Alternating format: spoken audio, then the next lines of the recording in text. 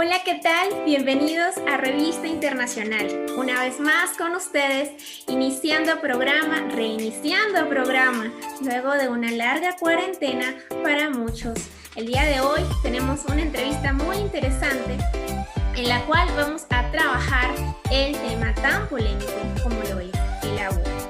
Hoy les voy a platicar entonces de a quién tenemos de invitada, a quiénes teníamos de invitadas, sin embargo, y sin embargo el día de hoy pues disculpamos a Jimena Suárez, querida amiga, colega, hasta Hawái, ocupándose de asuntos familiares. Recordemos que la familia es lo primero y creo firmemente que el día de hoy lo vamos a confirmar en esta entrevista.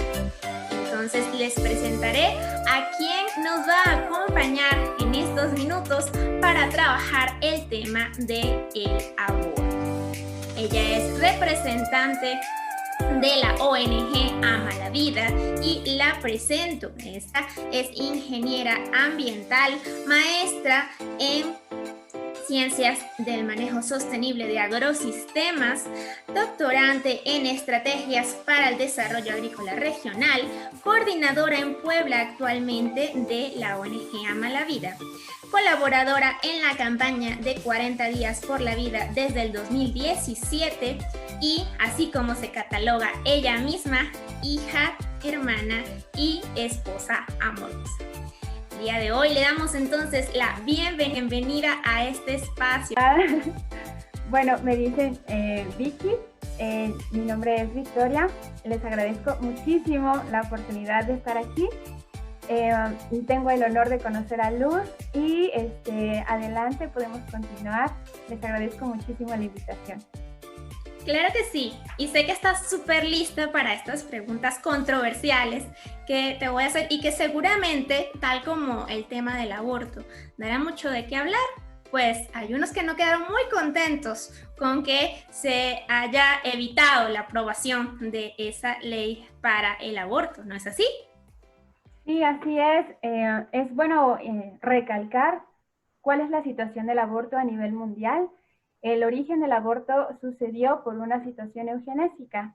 Ya desde mucho tiempo atrás se reconoce que el aborto se ha practicado en culturas ancestrales, sin embargo, en la historia moderna, el origen del aborto tuvo una prioridad que fue la eugenesia.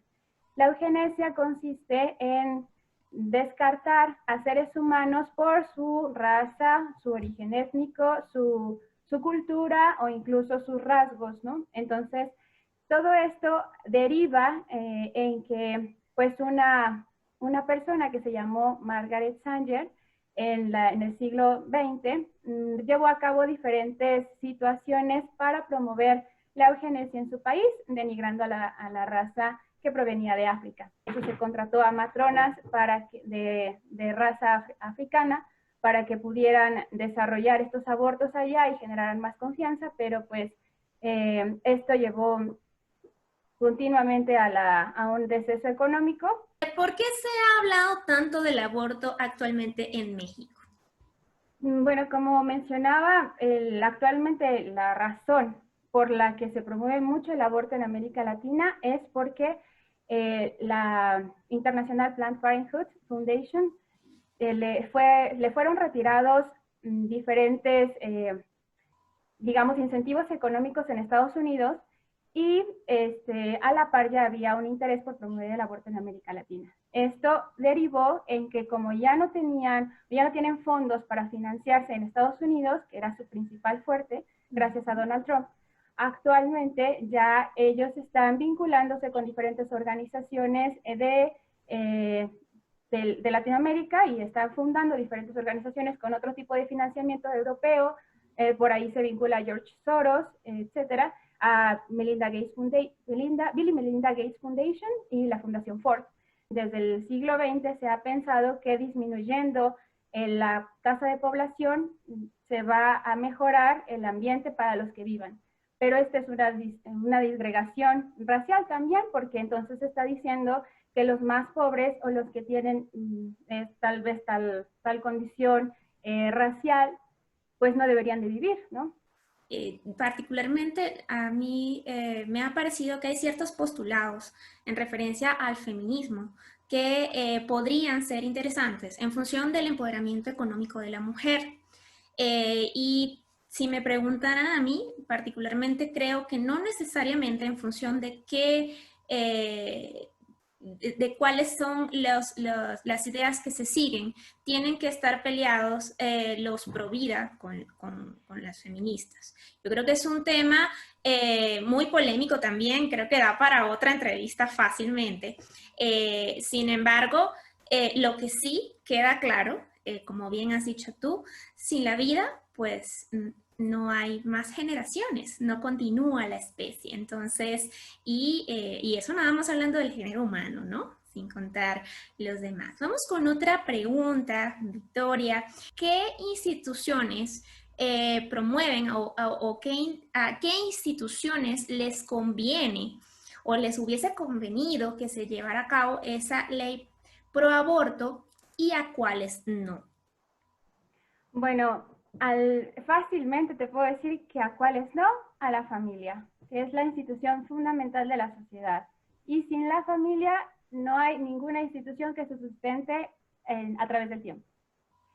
¿A quién sí le conviene? Bueno, vamos a tener diferentes organizaciones a nivel mundial, ya ahora con la globalización que es tan sencillo organizarse a esta escala, vamos a tener este tipo de organizaciones que de manera bastante egoísta van a tener y una visión muy carente de una visión integral. Vamos a tener organizaciones que ya mencioné, como la Fundación Bill y Melinda Gates, que si bien han ayudado con su perspectiva a diferentes zonas en pobreza, por otro lado han promovido con su visión a ayudarlas para salir de esa pobreza y para salir supuestamente de esta marginación. Entonces, ¿cómo nosotros podemos identificar que estas organizaciones lo hacen para bien o no? Bueno, si nosotros vemos que una nación crece, se desarrolla conforme a su cultura y es una sociedad que promueve la vida, prolonga la vida, que no es egoísta en sí misma, que va a trabajar por el bien de su propia nación, de los miembros de su propia nación, entonces se está viendo un crecimiento real, enfocado al bienestar integral de la persona. Somos seres materiales, pero también espirituales. Y pues con ello entonces vamos a la siguiente pregunta, que ya es desde el punto de vista legal. ¿Cómo se logró finalmente evitar esa legalización del aborto que se quería implementar recientemente en México? Bueno, debido a que existe un amplio interés por promover la despenalización del aborto en México, actualmente debo recalcar esto porque es bien importante. Hasta las 12 semanas de gestación actualmente, pero hemos visto en Estados Unidos y en otras legislaciones a nivel mundial que no se conforman con eso, sino que van más allá. Van hasta las 6 meses de gestación, luego hasta los 9 meses de gestación e incluso ya en Nueva York ya se buscó la despenalización a punto de nacer, donde les cortan aquí en esta parte del cuellito antes de nacer y provocan el aborto. ¿Y esto para qué? Pues para poder vender con mayor facilidad los órganos de los bebitos y los tejidos para investigación y para otro tipo de cuestiones industriales. Ahora, lo que tú mencionabas, nosotros vamos a tener una situación a nivel mundial en donde las organizaciones van a gestionar el aborto y esto lo van a realizar a través de ONGs locales, ¿no? Que aparentemente van a ser personas que viven en la misma comunidad, que esta presión llegó a generar un efecto tal que 4 de los ministros votaron en contra de esta propuesta que ni siquiera es legislativa porque la Suprema Corte de Justicia no puede legislar, pero era esta iniciativa del ministro Carranca y entonces se desechó por unanimidad. Habrá más de uno que podría decir que el aborto es un derecho humano. ¿Qué opinión le puedes dar al respecto? Bueno, en realidad el homicidio nunca puede ser un derecho humano.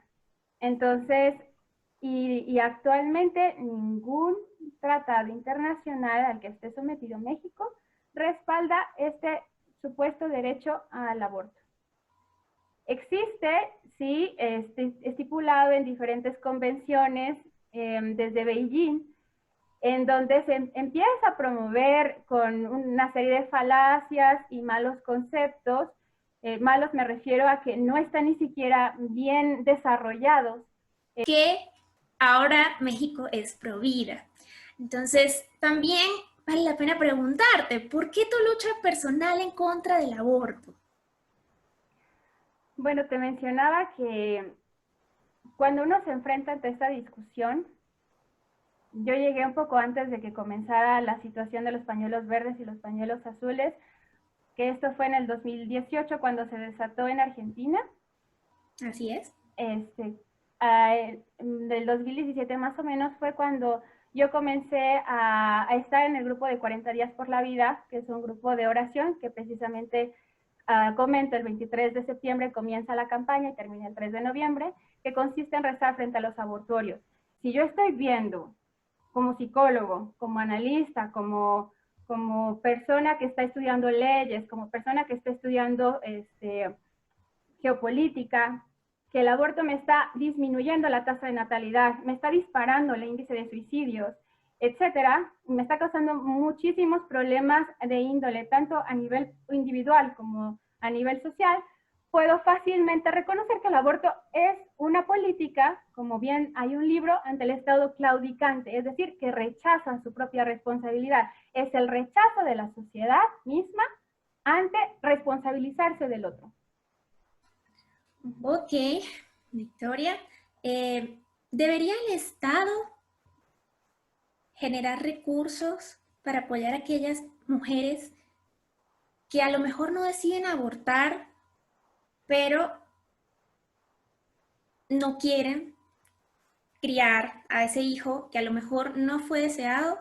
Yo tengo mi opinión personal, mi breve respuesta, pero tú eres la experta. Por favor, coméntanos. Yo pienso que entre menos el Estado intervenga, es mejor.